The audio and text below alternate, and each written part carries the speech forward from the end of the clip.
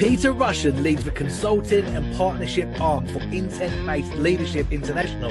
He is responsible for the delivery of services which help organisations to implement the principles and practices of intent-based leadership, including organisation review, training and development, consultancy, business improvement and coaching-based development all around the world. Hello and welcome to Talk Business with Peter.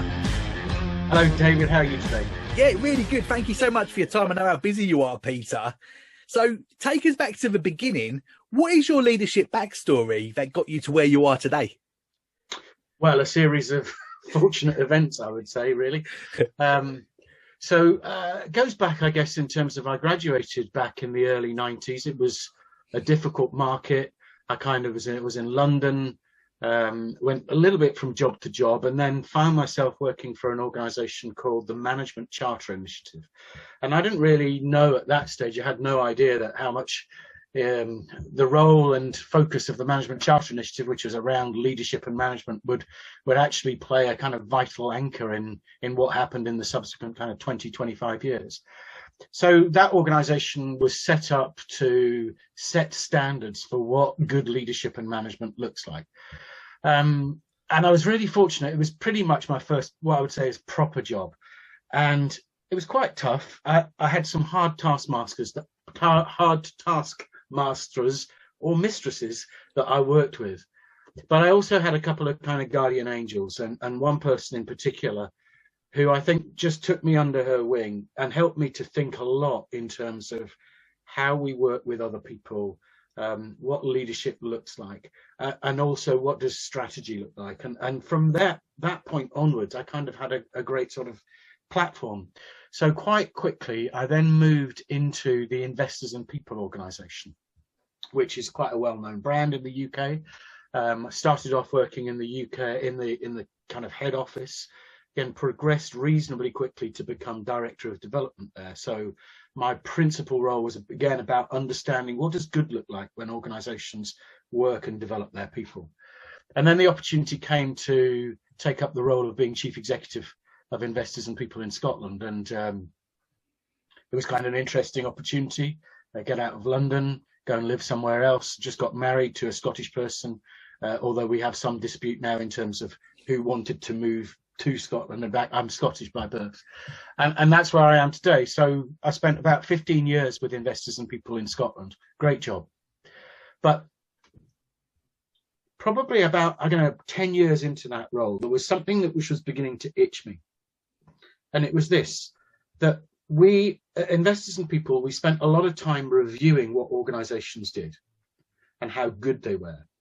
And it became obvious to me that organizations were spending a lot of money and a lot of time on trying to develop leaders and trying to make leaders better. But it was almost just kind of cyclical basis. They seemed to do it every 2 or 3 years. So, there's a polish, take people off site, polish them, put them back into the system. And then when the polish wears off, take them out again and polish. Anyway, so I was quite curious about this. And one day somebody said to me, "Have you read this book, Turn the Ship Around?" So I'd read quite a lot of business and leadership books, and I'd finished some of them. And they kind of fell into two categories. One was the heroic story of how I single-handedly changed a city. Giuliani, right, is the perfect example. So quite an engaging story. You might have a slightly different view on him now. Secondly, the kind of worthy but not particularly interesting textbook. And what I loved about Turn the Ship Around was it was told a brilliant story without a sense of ego from the author, but also was really practical in saying, and by the way, here's the things that you need to think about. So it was like almost like a eureka moment, jumping out of the bath and going, whoa, this is different. But here's the thing.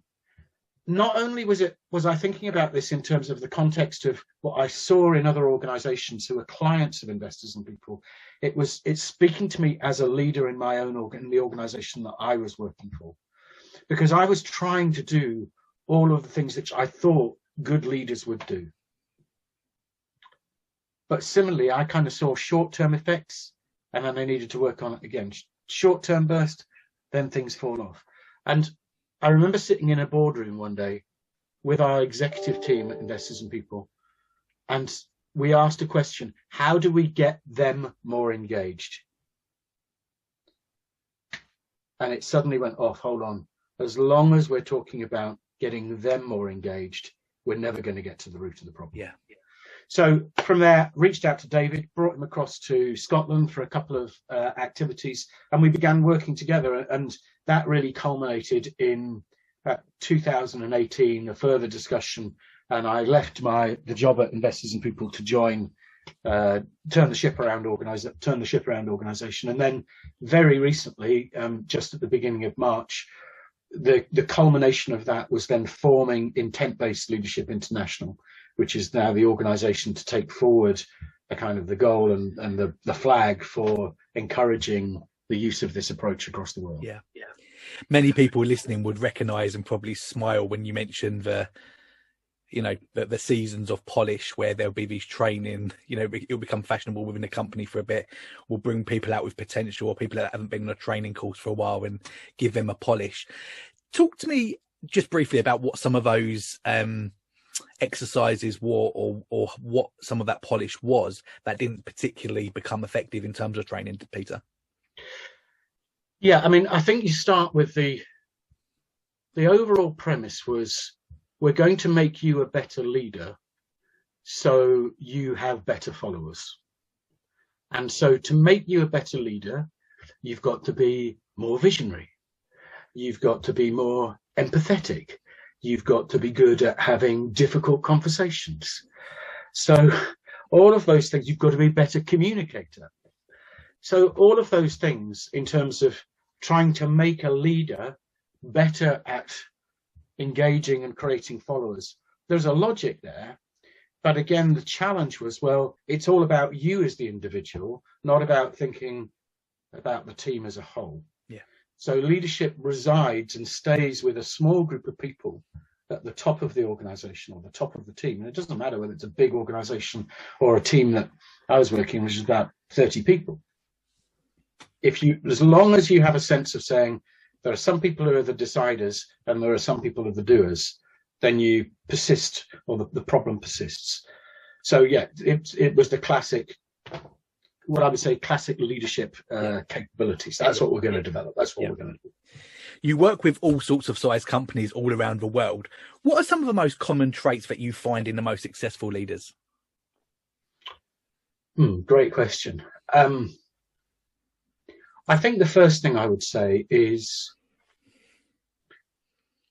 it's an awareness of ego. So I'm not saying it's necessarily a lack of ego. It's an awareness of ego and the impact that you can have on other people. So, for example, I was working with an organization last night, and obviously we're doing everything online now, but with about 20 people in a senior team. And it became really obvious to me that the CEO had that awareness in terms of understanding the impact that he had, just simply in terms of contributing to the discussion. So he was very deliberately pausing and waiting to hear what other people had said before he started to offer his own perspective and his own contribution.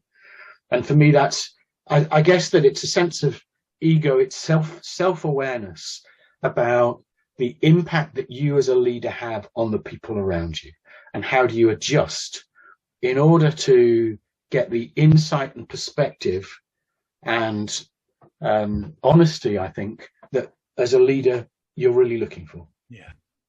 A mistake that a lot of leaders make can be buying into this mindset that they need to be seen as the smartest person in the room and have all the answers to everyone else's problems. Tell us why that is wrong. Well, because you can never be. Well, if you first two reasons. One, intuitively, if you're in a room of 10 people and you think you're the smartest one and it's only your view that counts, then inevitably you're heading for a fall. Now, in a group of 10 people, 10 whatever number, nobody can see what everyone sees. So what I might see as a leader might be different to what another person in the room sees. It's going to be different to another person. different to another person. So we all see things through a slightly different lens. So the first priority, or the first proposition there is, a leader cannot see what everyone else can see. And the job of a leader then is about, I think, getting insight, perspective and experience in order to inform decisions. So one of the myths I think that can come about with intent-based leadership is that it's about decision making by consensus. Everybody has to have their say, and once everybody's had their say, then we'll arrive at a good consensus. That's not what this is about. Yeah. What I think a good leader does is to draw out perspective and information and data, and then using that is able to either make the decision or find the person who's best placed to make that decision. Yeah. Yeah. So yeah, one person on their own. The other risk is, if you're always the answer man, you'll never ever, your day is going to be from 6 o'clock in the morning till 9 o'clock at night. Can you help me with this? Can you help me with this? Now, I would reflect on my own experience here in my role at Investors and People. When somebody new joined, I've made a very deliberate point of saying, right, well, I'd like to have a conversation with you, maybe about a month into your role, and we'll check in and see how the induction process has been.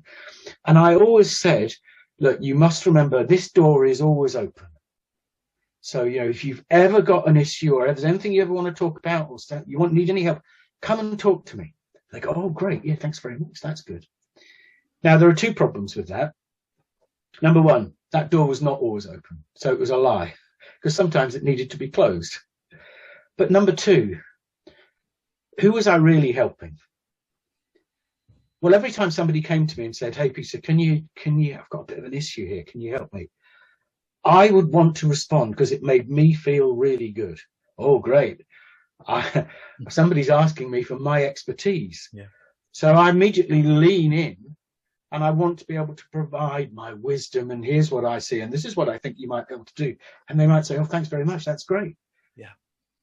And it seemed to work, but it was very short term, because every time I did that, I stopped somebody learning. Yeah.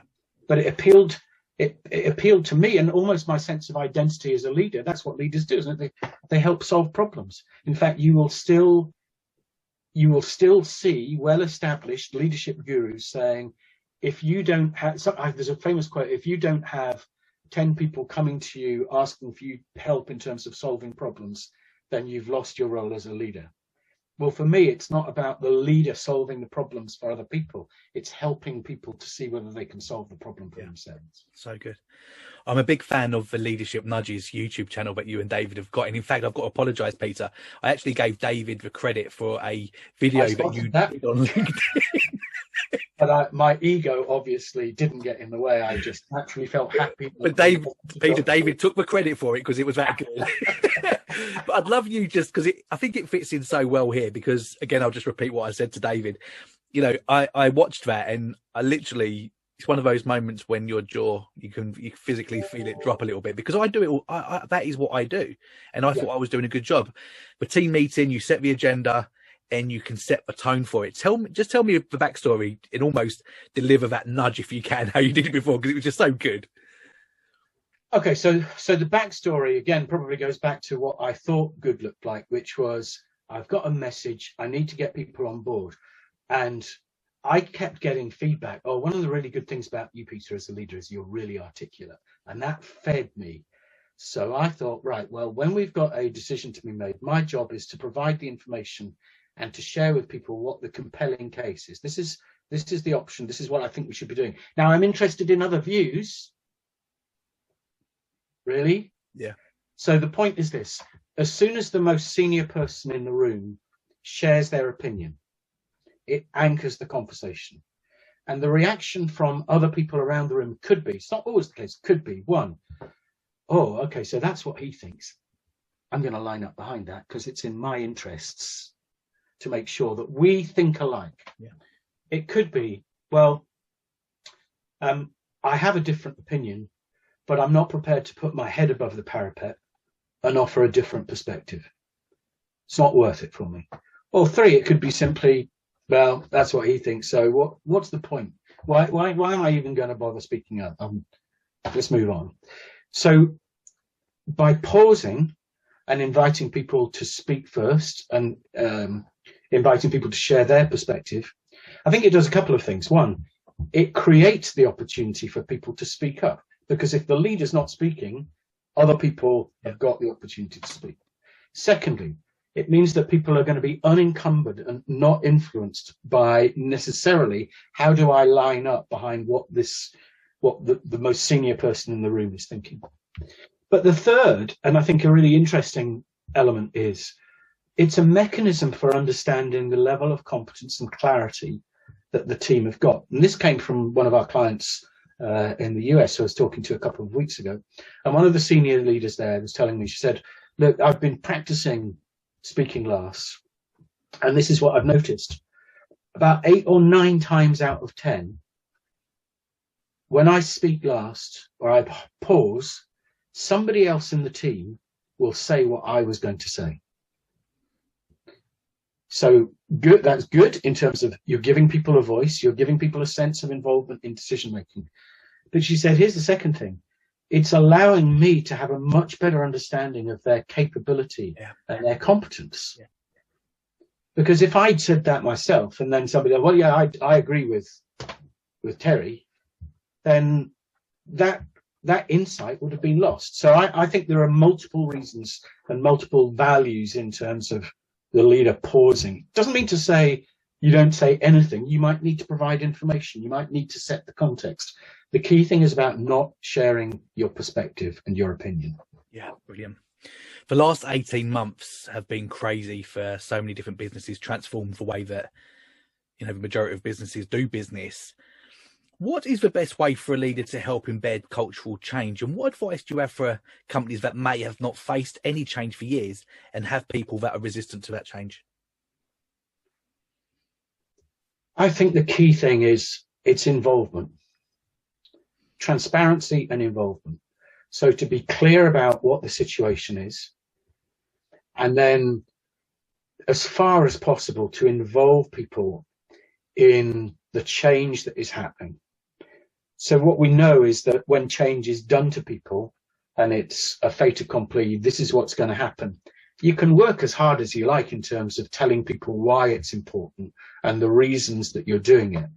But if they don't have a sense of involvement and a sense of being able to influence some aspect of their new future, then the risk is you're going to create people who become detached from the purpose, detached from the change process, become frustrated, and then you're going to have to work that much harder in terms of recovering the position.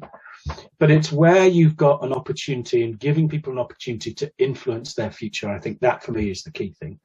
And it doesn't need to be, sometimes that you might think, well, we just simply can't, or we don't have an opportunity to involve people because the factors are too big.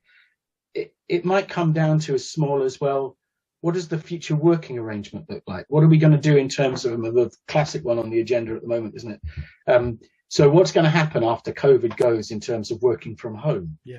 So are you going to go down the road of saying, well, 2 or 3 of us as leaders are going to meet and decide what the best policy is, and then we're going to tell people, but we're going to tell them really clearly about why we're changing it or what we're going to do? Or are you going to involve people?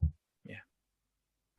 So I think for me, the key in terms of change is involve people, and David may have talked about this last week, the transparency. So transparency is absolutely fundamental in terms of developing trust. And as soon as you're not transparent, you can begin to, your expectation should be that there will be some impact and trust will be compromised in some way. You're not being clear with me. You're not being transparent with me. Yeah, really good stuff. Should all leaders have a development plan? And if so, what is the best way to ensure that the leader is aware of all of their own blind spots? Well, so that's a great question. I think I would say development plan with a small d. So am I saying, well, every leader needs to have some written form of development plan? I'm not sure, but I think that it is important that a leader has a sense of where is my improvement and development coming from? What am I doing to not just prove that I'm a good leader, but to improve my capability as a leader? Now, there are a couple of areas that I would always go to, but one of them I think is reasonably traditional, and I really believe in it, which is coaching. Yeah. But the second aspect is about, it's an extension of coaching, but it's about what I would call live coaching. So let me just clarify the difference. So I've really valued the coaching relationship I've had with my coach, largely, I guess, probably for about 10 years. So we had a little bit of a gap, and I've come back to my coach now. And we have this is part of the Vistage network, which I think is quite well known in the UK. And so I have a monthly 2-hour session with my coach, and we talk about challenges, and I find that really helpful in terms of thinking through what the issues are and the challenges we're facing might be. So I really believe in the power of that type of one-to-one coaching. But one of the things that we do when we work with clients is to do observational based activity as well. So it's, I guess, the equivalent of thinking about it in terms of how a sports coach works with an athlete or a golfer or whatever. So the equivalent of those one-to-one conversations take place on the training ground or the practice ground or on the range. But the coach doesn't then walk away and not observe the live performance. Yeah. So one of the things that we do is that we observe leaders in action in their next meeting, even in one-to-one conversations that they might be having, because that's as pure as you get in terms of understanding what a leader's approach is really like. When push comes to shove and you're faced with a meeting of people and there are questions which are emerging, what happens in that situation? So we think one of the most powerful ways that an individual, a leader, can develop is by having that type of third eye of somebody observing an activity and then providing what observational based feedback in terms of what we saw, what we noticed, and whether the intent of the leader, or when you said that particular point, what was your intention? What did you hope to achieve? Yeah. And what did you notice? What was the reality? So the more you can get towards the real behaviors of leaders, the more I think impactful the development can be. Yeah, brilliant. When delivering a culture of empowerment, specifically thinking of poor performance for a moment, there are going to be times when things go wrong and the leader will need to step in and address this, and even at times go down the road of discipline and exiting people from the business. Tell me about how the two can work together and the best way to avoid it coming to this. Yeah. So I think the starting point is we have to understand what drives people's behaviours. So there are a couple of approaches here, and I again would reflect that in my previous roles, I fell into the category probably of when something went wrong or performance wasn't at the level that we wanted to, it was very easy to assume this must be something to do with their attitude. It must be something to do with they haven't got the capability. So I think there's a default reaction when dealing with underperformance is to assume it's all to do with the individual. Where we would go is to say, first of all, look at the environment. Look at the environment that somebody's operating in and understand what impact might that be having on their performance.